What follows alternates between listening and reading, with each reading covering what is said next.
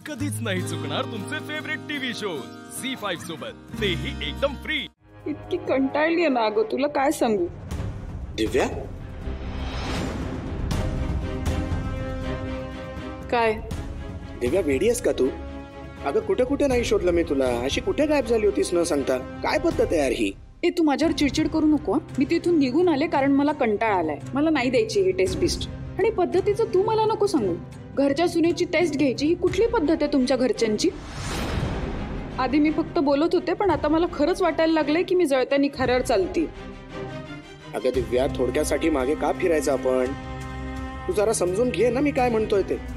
हे बघ दिव्या, एक गोष्ट लक्षात ठेव, अंधारानंतर नेहमी प्रकाशाचंच साम्राज्य असतं बरं का। अगं वाईटानंतर नेहमी चांगलंच होतं। तू प्लीज या वेळेस माझा ऐक, लक्षात ठेव, नशिबात राजयोग असेल ना तुझ्या। मला नाही द्यायची ही टेस्ट। त्या हॉटेलमध्ये मी परत जाणार नाही। ठीक आहे, नाही ऐकायचं तुला माझं? नाही। शेवटचं विचारतोय हा? नाही म्हणजे नाही चंदन। ठीक आहे, जा तुझ्या घरी जा ना, आहे का हिम्मत? जा। ए हॅलो, तू मला नको सांगू काय करायचं। मी माझं बघून घेईन, मला कुठे जायचंय, घरी जायचंय की नाही जायचंय ते।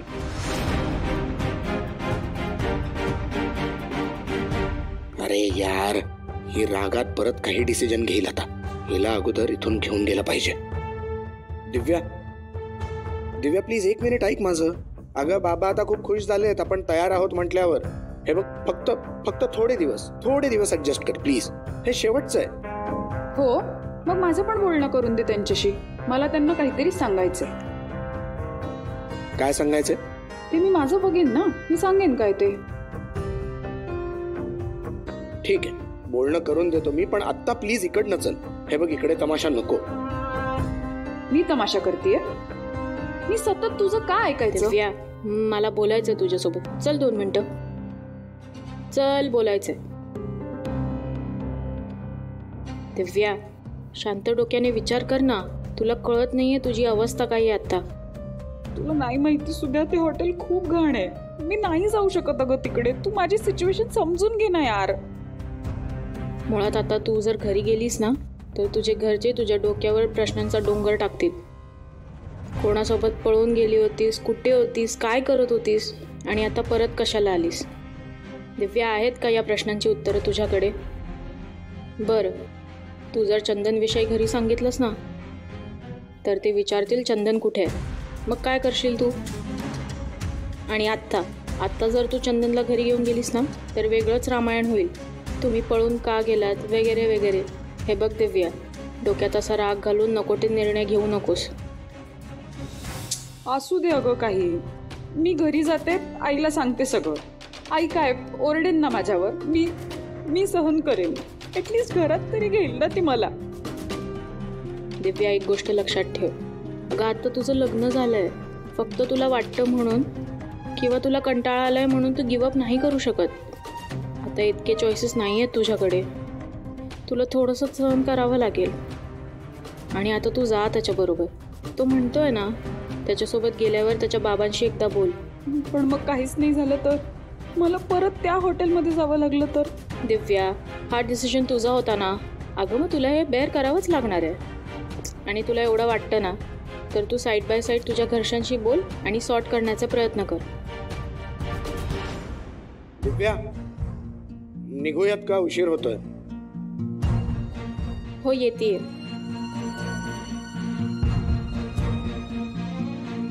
ऐक ना माझं यार, मला नाही जायचंय। थँक्यू दिव्या। हे बघ बेबी, तू टेन्शन नको घेऊस, मी आहे ना। हे बघ, एकदा या टेस्ट झाल्या ना की सगळं व्यवस्थित होईल। डोंट वरी, चल।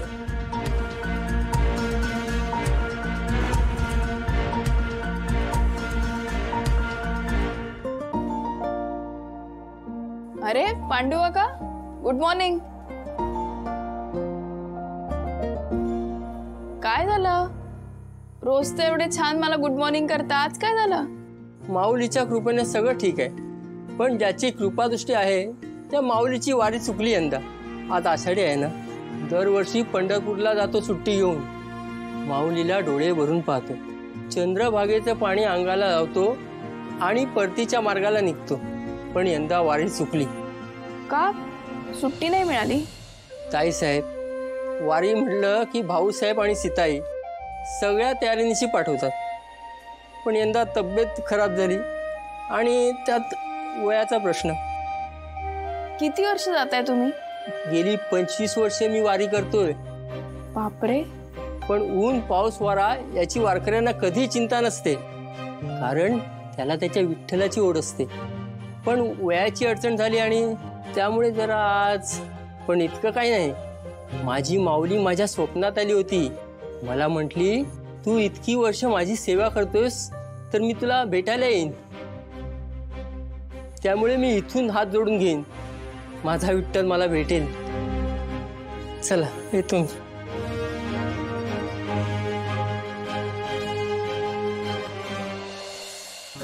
आजी म्हणायची, कांदा मुळा भाजी अवघी विठाई माझी. म्हणजे कामात देव आहे, विठ्ठल आहे. मग असे कितीतरी लोक असतील ज्यांना काही ना काही कारणामुळे जाता येत नसेल, पण विठ्ठला, तुला पांडू काकांना दर्शन द्यावंच लागेल.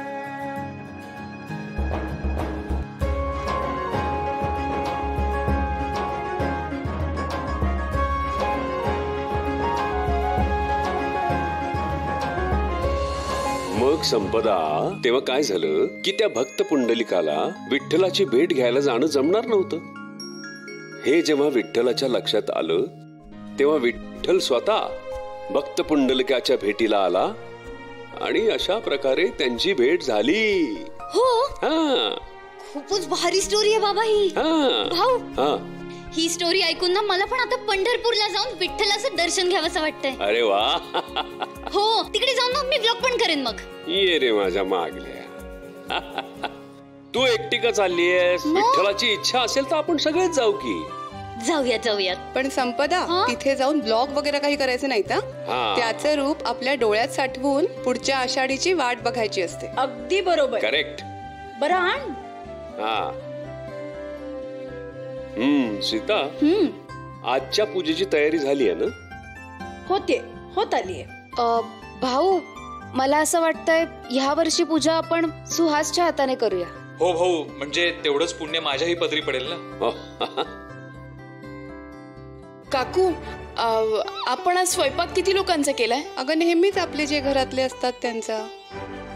नाही, पण जास्त करावं लागेल. म्हणजे 20-25 जणांचा करावं लागेल. काय बोलतेस शिवा? घरात किती माणसं आणि एवढा फरक? कसला आवाज येतोय? टाळ मृदुंगाचा. चला बाहेर चला सगळ्यांनी. अरे लवकर या ना, बाहेर या, बाहेर या.